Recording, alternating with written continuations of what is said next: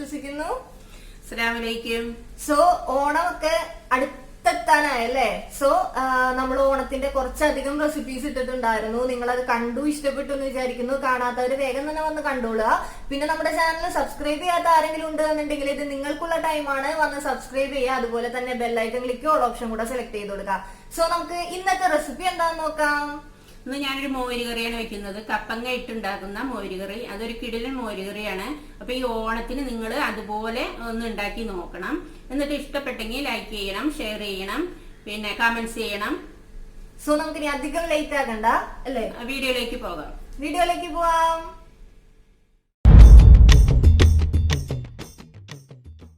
നമുക്ക് മോരുകറി ഉണ്ടാക്കാൻ നോക്കാം. ഇത് കപ്പങ്ങ വെച്ചിട്ടുണ്ടാക്കുന്നതാണ്, ഓണം സ്പെഷ്യലായിട്ട് ഉണ്ടാക്കുന്നതാണ്. അപ്പൊ നമുക്കിത് എങ്ങനെ ഇത് വേവിക്കുന്നതെന്ന് നോക്കാം.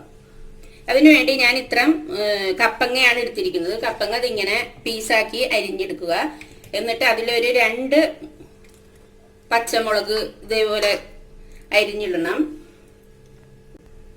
എന്നിട്ട് 1/2 ടീസ്പൂൺ മഞ്ഞൾപ്പൊടി ഇടുക. എന്നിട്ട് ആവശ്യത്തിന് ഉപ്പിടണം. എന്നിട്ട് ആവശ്യത്തിന് അതിലേക്ക് വെള്ളം ഒഴിച്ച് നിറക്കെ വെള്ളം ഒഴിക്കണം. എന്നിട്ട് അതൊന്ന് യോജിപ്പിച്ചിട്ട് നമുക്കിത് സ്റ്റൗ കത്തിച്ച് അടുപ്പിൽ വെക്കാം. ഇപ്പൊ നമ്മള് കപ്പങ്ങ അടുപ്പത്തിട്ടിട്ടുണ്ട്. ഇനി അത് മൂടി വെച്ചിട്ട് വേവിക്കണം. അത് ലോ ഫ്ലെയിമിലിട്ട് നന്നായി തിളച്ച് വേവണം. റെഡിയായി വരുമ്പോഴേക്കും നമുക്ക് അരപ്പ് റെഡിയാക്കി എടുക്കാം. അതിന് ഞാൻ ഈ കപ്പിൽ 1 കപ്പ് തേങ്ങയാണ് എടുത്തിരിക്കുന്നത്. അത് ഈ കപ്പിലേക്ക് ഇടാം. 2 ഉള്ളി, ഇത്ര വലുപ്പത്തിലുള്ള 2 ഉള്ളി എടുക്കുക. ഒരു 4 വെളുത്തുള്ളിയുടെ കഷ്ണം, ഒരു ചെറിയ ഇഞ്ചി, ഒരു ചെറിയ പീസ് ഇഞ്ചി.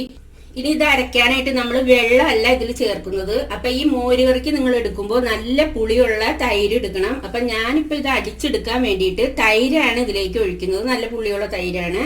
അതിപ്പോ ഞാൻ ഈ തേങ്ങയുടെ നെകക്കെ ഞാൻ തൈര് ഒഴിക്കുന്നുണ്ട്. അതാണ് നല്ല ടേസ്റ്റ്.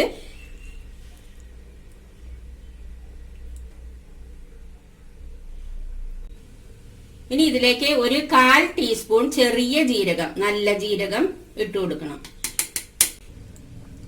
ഇനി ഇതിലേക്ക് ഒരു ലേശം ഉപ്പ് നമ്മളെ കറിയിൽ ഇട്ടിട്ടുണ്ട്. ഇത് അടിക്കുമ്പോൾ ഒരു നല്ല ഫൈനായിട്ട് അടിച്ചെടുക്കാനും ഒരു ടേസ്റ്റിനും വേണ്ടി ഒരു ലേശം ഉപ്പ് ഇതിലേക്ക് ഇടണം. ഇനി ഇത് നമുക്ക് നന്നായിട്ട് അരച്ചെടുത്തിട്ട് വരാം. നന്നായിട്ട് ഫൈനായിട്ട് അരച്ചെടുത്തിട്ടുണ്ട്. ഇനി നമുക്ക് കപ്പങ്ങ വെന്തോന്ന് നോക്കാം. അപ്പൊ അതൊക്കെ ഒന്ന് കുത്തി നോക്കാം. നമുക്ക് വെന്തിട്ടുണ്ടോ? നന്നായിട്ട് വെന്തിട്ടുണ്ട്. ഇനി നമുക്ക് ഇതിലേക്ക് അരപ്പ് ചേർത്ത് കൊടുക്കാം.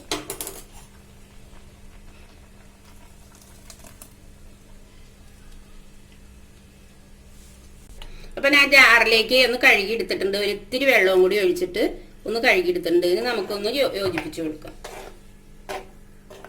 ഇനി ഇതൊന്ന് പതുക്കെ ഒന്ന് ചൂടാവാനേ പാടുള്ളൂ. തിളക്കുകയൊന്നും ചെയ്യരുത്. എന്നിട്ട് നമുക്ക് താളിക്കണം. അടുത്തതായിട്ട് കറി പതുക്കെ ഒന്ന് ചൂടായിട്ട് വന്നിട്ടുണ്ട്. അപ്പൊ നമുക്ക് ഫ്ലെയിം ഓഫ് ചെയ്യാം. നമുക്ക് കറി ഒന്ന് താളിക്കാൻ വേണ്ടിയിട്ട് ഞാൻ ഒരു ചീനച്ചട്ടി അടുപ്പത്ത് വെച്ചിട്ടുണ്ട്. അതിലേക്ക് ഒരു സ്പൂൺ 2 സ്പൂൺ വെളിച്ചെണ്ണ ഒഴിച്ചു കൊടുക്കുക.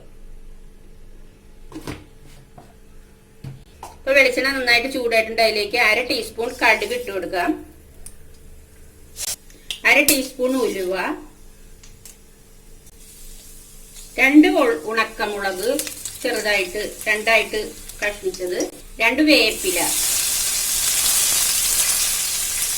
ഇനി നമുക്കൊരു കളറ് കിട്ടാൻ വേണ്ടിയിട്ട് ഒരു 1/4 ടീസ്പൂൺ മുളക് പൊടി ഇതിലേക്ക്. അത് അവസാനം ഇട്ടാൽ മതി, അല്ലെങ്കിൽ കരിഞ്ഞു പോകും. ഇത് നമുക്ക് താളിച്ചത് കറിയിലേക്ക് ചേർത്ത് കൊടുക്കാം.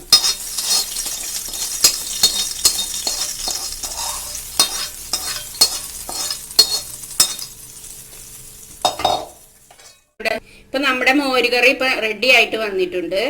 ഇനി നമുക്കൊന്ന് ടേസ്റ്റ് ചെയ്ത് നോക്കാം. അപ്പൊ നിങ്ങൾ ഓണായിട്ട് എല്ലാവരും ഈ കറി ഇതുപോലെ ഉണ്ടാക്കി നോക്കണം. നല്ല കറിയാണ്. നല്ല ഉപ്പും എല്ലാം റെഡി ആയിട്ടുണ്ട്. അപ്പൊ നിങ്ങൾ ഓണത്തിന് ഈ കറി ഉണ്ടാക്കി നോക്കണം. ഉണ്ടാക്കിയിട്ട് ഇഷ്ടപ്പെട്ടെങ്കിൽ നിങ്ങൾ ഇതിന് കമന്റ്സ് ചെയ്യണം.